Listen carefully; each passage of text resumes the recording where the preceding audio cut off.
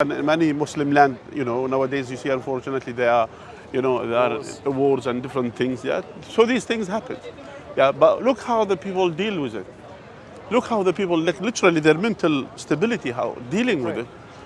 Yeah, praying and knowing that even if I die, at least I wanted to. See, this is knowing and believing is two different things. They believe in that, and for them they say, I know, because Yeah. they believe in it so firmly. Yeah. And I respect it. If you're a firm believer in that and you believe it so firmly that you know, We're also that's- discussing about this. that's- We're speaking about the difference between blind faith, like we're just believe that we're gonna go to heaven if we go.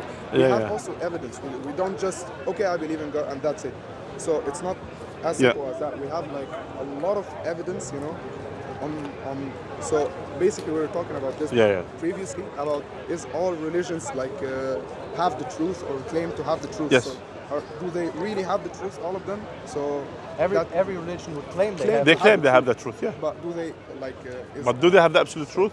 Now, we say that's why when we go to other than Islam, how Islam is dealing with these things. Now, you said people, they have the faith. Now, here we have a lot of things as well. We as for example, let's say, I don't know if you have practiced this in your life, but we as Muslims, we practice this on a daily basis.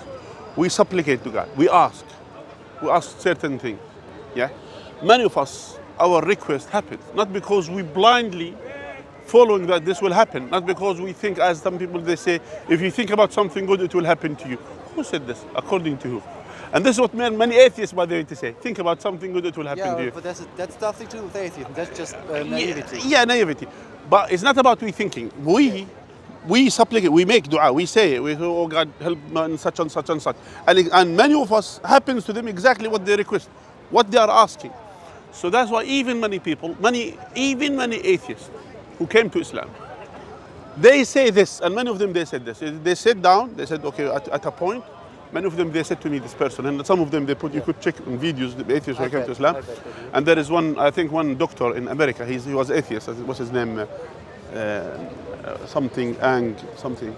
One of the doctors, he was, a lot of them. one professor, mathematics, he's a mathematician, professor, and he was the head of atheist society, who came to Islam. And he was talking about his story, and then he said, one of the things, just check him, maybe put him on Google. Just mathematics, professor mathematics in America, so, who became Muslim, something like that.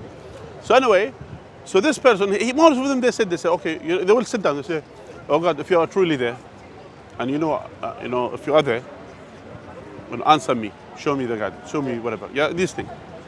And in many occasions, that God has showed them signs about His existence, signs.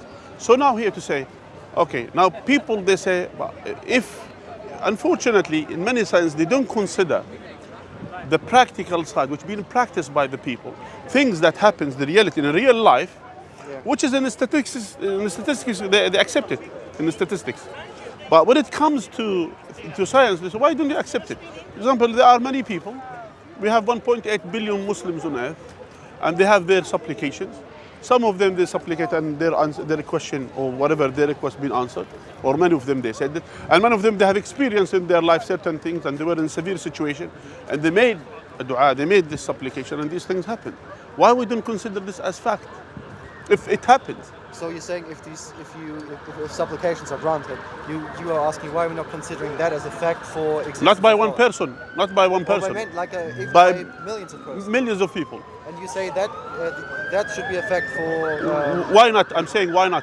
because, for example, causation and correlation are not the same thing.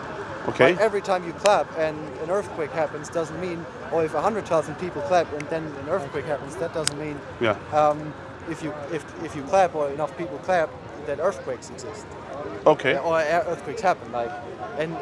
Generally I would. But I would here think we're not talking about clap. We're talking about submitting yeah, to the Creator. I was just giving And an example. asking, You could do it with anything. do you see the point? But that's the point here. But you already accepted a theory which is not even an assumption, and you accepted it, and it has no basis, it has no practical side, and you accepted it. Which theory? For example, to say that the expansion of the universe and the shrink of the universe, you said this is the theory. I could accept it.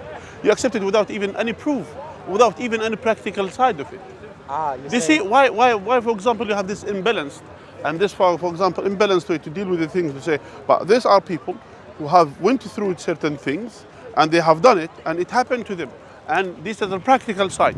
Yeah, I'm talking about practical side. I You see see the what you're point? saying, but to be fair, with theories you read about in distinguished natural science journals, you don't say, "Oh, I don't believe this," until you show me the hundreds of papers that make up the evidence. Because the natural science, they don't accept religious, for example, theories. They will not accept it. Of course not. Generally, they don't. But that's the mistake of the people. This is not the issue of the this is not the issue of the religion. This is the issue of them. They don't want to accept it as facts. No. And I'm talking about facts. I'm talking about things, people, including myself, including many brothers and sisters in the world, who literally they went through this, and they supplicate for certain things. I'm not talking about something happens around. I'm talking about specific Very thing, specific thing. very specific, detailed thing for them, not for someone else. Yeah, for them. Yeah, I get what for you're saying. them. I get what you're saying. And not one person, not two person, not two, not three, not four, not Hundreds of five, thousands, and hundreds of thousands, millions, millions or trillions of people. They went through this. Okay, hold on a second. Why did this happen? And why we don't accept it as, at least in terms of, if we want to use it as statistics, how those people they have accepted it, and they know it is true. You see the point. So that's why, when because of many of the science, for example, scientific journals or whatever, they are biased in terms they narrow the science and only in certain things. They just narrow it in this. There is no out of this. They just only accept the science which is within the categories which they To accept. be fair, if you're writing a journal about astrophysics and the Big Bang, you don't, and you present research, you don't into your research theory Salam. include theories about God, because Yeah. it's about science and not religion. Yeah, why not? For example, why we nullify? For example, when I told about the probability, the full probability of the I get what existence you're of the saying universe, with the probability why is not included in any of the journals? Well, first of all, this is what you're saying is probably the perspective of Islam, right? No, not Islam. Or Just let alone. practical Let's say experience of, you could name it whatever you want to name it. The point is, you see that because they are biased in terms of they are narrowing the facts in certain things. Due to this, for them, of course, they will not accept something which goes outside of their own way of thinking. That's the point. Which that wasn't the case. For example, during the Dark Ages in the European countries, that the Muslims they were flourishing. I mean, in terms of science and the because the science. church repressed the sciences And, in and, Europe. Islam supports science. Yeah. Islam goes with science. Islam, because we believe science doesn't contradict the facts about the existence of God. If it's true science, and if it goes in the right way, Islam doesn't. It definitely What's doesn't. the right way and what's true science? What's the true science? Things which based on facts, not based on assumptions. Okay. Based on facts, meaning the sun rises from the east. This fact, it's a fact. So the sun rises, that's a fact. No two will say to you, maybe it's not. No, everyone agrees on this. That's a fact. Yeah. So as long as, for example, about even the fact about the sun, the moon, the things about our existence, about our eyes, we have two eyes. All of these things, yeah, facts, things which is based on facts. It doesn't contradict Islam. Simple as that.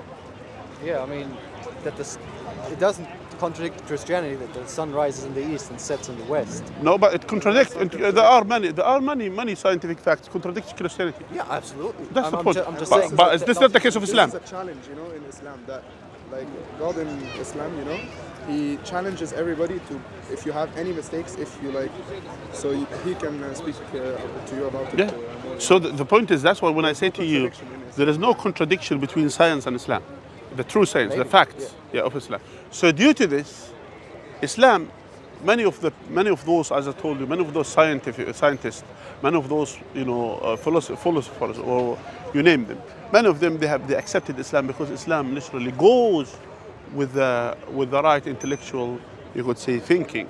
It goes with it. It doesn't go against it. Yeah. Yeah, it goes with this understanding, the logical understanding. It doesn't go against it.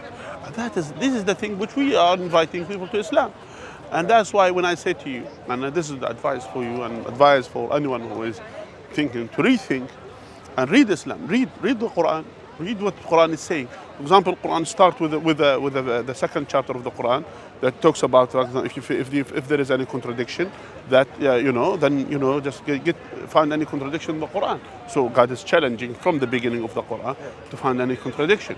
And this book, it has no doubt. So Allah says there is no doubt in this book. So that means if you find doubt, bring it up. And this challenge was for the last 1400 years. People, they give random things. They give random things. They give different things. They whatever they wanted to do. But here the Quran goes again. This is what's this is. Please find his name, please. I didn't find, I don't have internet. Okay. But then, because you said science or Islam is in keeping with science, or the other way around, then I have to ask, how specific does Islam get, for example, with the creation of the universe, the founding of the universe? Because in Catholicism and in Christianity, it's of course Genesis. God created Earth in 7 days, and on the seventh day he rested and stuff. Yeah. This is very, very specific. And of course, well, you see, the cynical atheist would say, oh, people just conjured up these whole religious stories, and the Christians were just stupid enough to make it so precise that after a few hundred years, people found out that it was not true. So how concrete? So that's a contradiction. Why so you found the contradiction. Yeah, in Christianity. Yes, So exactly. Yeah, How? Yeah. No, but By the way, his name is. I was reading it. His name is Jeffrey Lang. Okay. Jeffrey Lang. Yeah. But He this- is though. Okay, but this is what I'm asking. Yeah. Because I haven't read the Quran yet. Okay. And stuff, so how specific, how concrete does Islam get about the creation of the universe? Okay. Firstly, for example, God has mentioned in the Quran about the heavens and earth. They were in one piece, then they split. God has mentioned this in the Quran. So the heavens and earth, which means the heavens and earth, I everything. mean, like heaven and earth. Like Heaven the and sea earth, right? yeah, they were together and then they split. God has mentioned this in the Quran. Okay. There are many scientific facts in the Quran. Like, I'm not talking about theories, I'm talking about facts now. Now listen to this. Life of a child. in the Yeah, womb. I will give you now. Now I will tell you something. If I ask you a certain question now, I want you honestly to say to me, can someone who was 1400 years ago living in the desert of the Arab Peninsula, is he able to bring these facts? So I will tell you now. If you now, I will ask you now. Let me give you a bit of insight about Muhammad, peace be upon him. An illiterate man, illiterate person, someone who cannot read and write, was a shepherd for some part of his life. He did some merchant or whatever, he traded sometime. Then, at the age of 40, came down from the mountain and saying, I'm a prophet of God, and then starts conveying a message of God to the people. Yeah. People, then the challenge that was giving to the people, the Arabs, they are the people of the language. They were very known with their language, and by the Arabic language is way more sophisticated than English and all of these European and Latin even language. Very sophisticated language.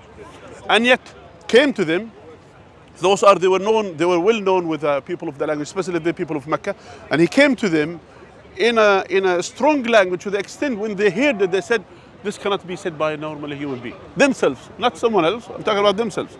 So in terms of the language, it was so sophisticated. But this language has other aspects, not just only the as a poetry or something like that. It has other things as well. It has facts. It talks about facts. Even the Quran, we don't claim that the Quran is a science book, but we claim the Quran has scientific facts. So those are two different things.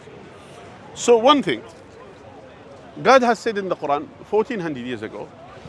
Before that, the question is, what is the absolute knowledge of someone 1400 years ago about cosmology, about the stars? I want to move soon to the light, yeah? Yeah, okay, inshallah. Okay, inshallah. All right. Where do you want to move? Over there, but for now, speak. Okay, inshallah. Yeah? What is the knowledge of someone 1400 years ago about stars and the details of the stars and all of these things? Well, What did you know?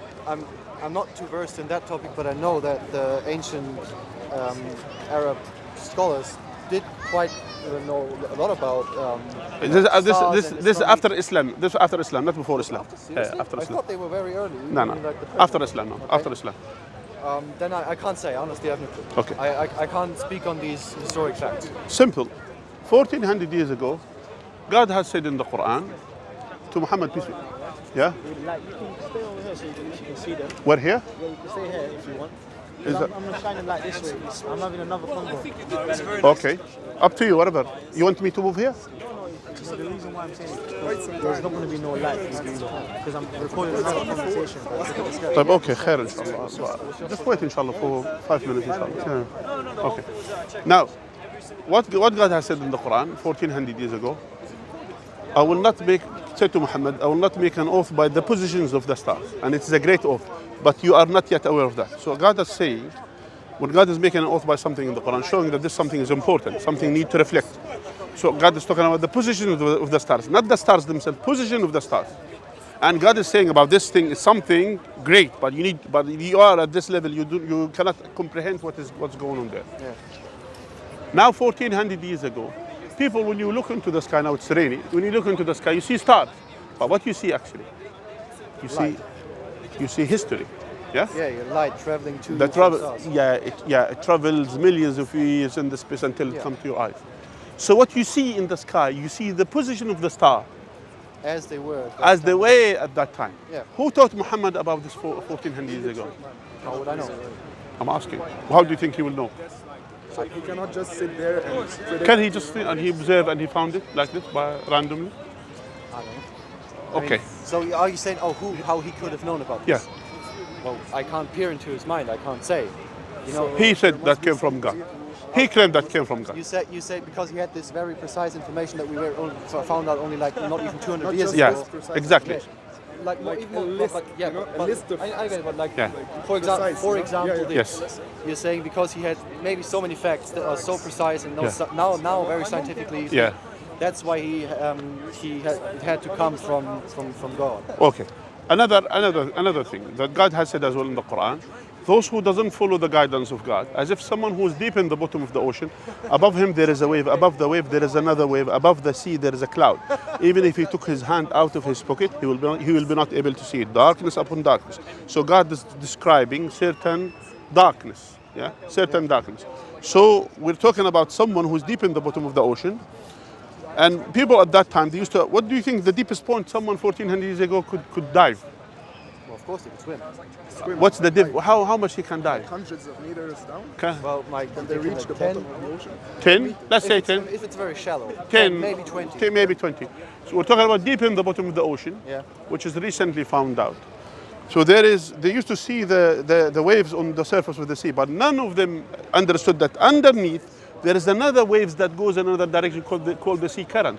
So current? yeah, the sea current, which is I was just guessing, you know, if you dive at a spot, let's say 10, 20 meters deep, at you some don't find point- sea current. We're talking about sea currents underneath because again, Well, I would assume if you have a very shallow, let's say a river or something, that's not even, you can't even but really dive. someone who lives in the desert, not even by the sea, you understand? Well, I mean, on the Arab Peninsula, it's a Yeah, peninsula, but right? They have- I understand. But the point is, we're talking about deep in the ocean, and if there is a cloudy weather, when the sunlight comes, that 40% of the light doesn't go through, and only 60% go through. And if there is the surface, you could say waves, they will break the light, and half of it will go in. And if there is another waves that goes in another direction, it will break the remains of the light. And deep in the bottom of the ocean, even if a person will take his hand out of his pocket, he will be not able to see. Who taught him about this? Well, I don't think he has to be taught about this because he could just deduce it. Sort of, if you dive, not even you know that it gets darker the deeper you dive, even if you can't dive hundreds of meters. But with a specific, we're talking about the specific. Listen, we're talking about specific things. We're talking about cloudy weather. We're talking about a surface waves. We're talking about the sea current underneath, and we're talking about the dark. All of these things together. At the time where people used to think the eye could see by itself, and he is saying the absence of the light, it is there. About the fetus in the womb of the mother, the details, how it grow. All of these things, how he taught, even historical facts, which even the Christianity got it wrong. Historical facts about the Pharaoh and the king during Joseph and Moses, that it was the Islam it was answered only recently when this Englishman when he discovered and tried to and translated the old hieroglyphic language into Latin. That was described in Islam. As well, Quran has mentioned about the king at the time of Joseph as a king. He wasn't a pharaoh, where the only source for history at that time was through the Bible, and the Bible claims that it was Pharaoh. Only reason Islam, they used to call king, the time of Joseph, and the time of Moses was Pharaoh. And Christian used to take a mick of the Muslims, used to say, your Quran is wrong because describing that king, they didn't say about him he's a Pharaoh. Until recently, that they discovered when they discovered Rosetta Stone, and they discovered that historically facts, that during the time of Joseph, when the Hyksos was ruling, they were kings, they were not pharaohs. Only later on the pharaoh was there. Well, I'm not saying, or I would not assume that just because now it was recently confirmed by historians or something, that Islam cannot have a historical account of this, right? It was written 1400 years ago. Yeah, but at the same time, Bible was written before it, and Torah was written before it, and yet they were calling Pharaoh. Maybe they got it wrong. And why Islam got it right, where they are not even living in Egypt? Yeah, I mean. You see the point? Yes, I'm not saying that the Bible is a good historical source by no means. But that was the only source for the people. You see the point is, what I'm saying to you, open your mind to find the truth. Not just only to say to yourself, you know what, I'm advising you and encouraging you to read the Quran, read these facts of the Quran, read about of all of these things, scientific facts about in the Quran, which talks about specific things that came right and only proves that only recently was proven. And Muhammad peace be upon him, never claimed to be historian, never claimed to be whatever. Yeah. So this is my advice for you. Inshallah, we had a good discussion, inshallah, with you. And thank you for your time. And thank you for everyone for the discussion. And I wish you all the best. Just try, the brother, inshallah, if you have Quran or something, then we'll try. He will know. He Yeah? will do his research. Yeah. All right. Okay. Nice meeting you. Your name is Franz. Yeah. Yeah. Nice meeting you, Franz. All right. All right. Jazakallah. Jazakallah khair. All right. Assalamu alaikum wa rahmatullahi wa barakatuh. Yeah. Okay, brothers. Show it to Roshi Sheikh, yeah? No problem. Yeah.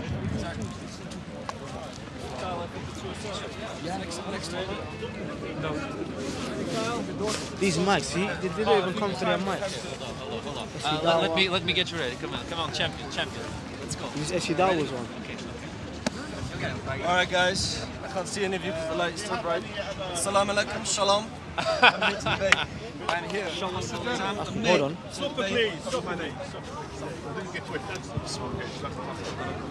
Shalom alaikum. No, it's my own one. Shalom alaikum is a combination not of raining, religion, Judaism and Islam. I made it up myself. I'm trying to spread it as big as corner. Shalom alaikum. We are his first convert. Can you go back a bit, just more? Thank you, yeah. Wow, you're really kitchen out, man. I have these crappy like fingerless gloves that don't even Yeah, thank you. Take it. Ali.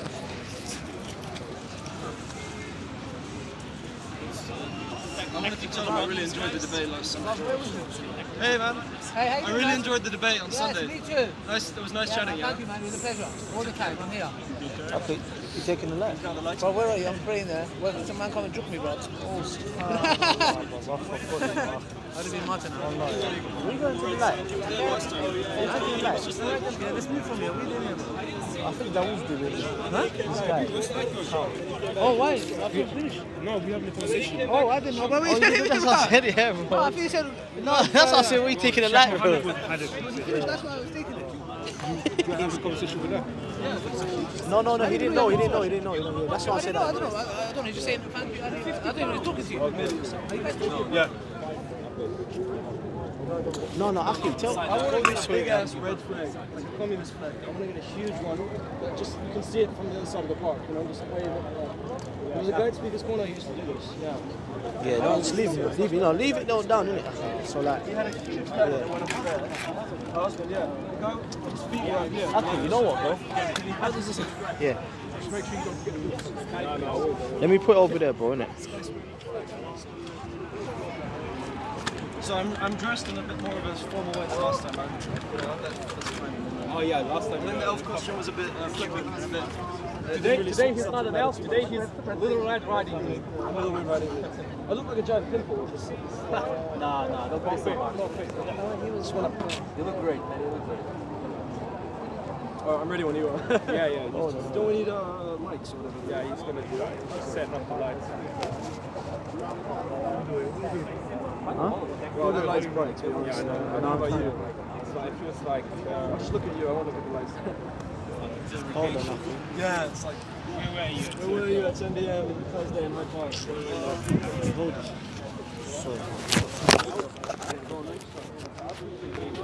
Yeah, can you put these mics on? I'm actually gonna have to do it. With other ones. Yeah, I've got it. No, I've got it. I've got it. Yeah, after a bit. No, I've got it. Hang it on the wall there. Okay, well, Christian, I'll see you then. I don't say goodbye.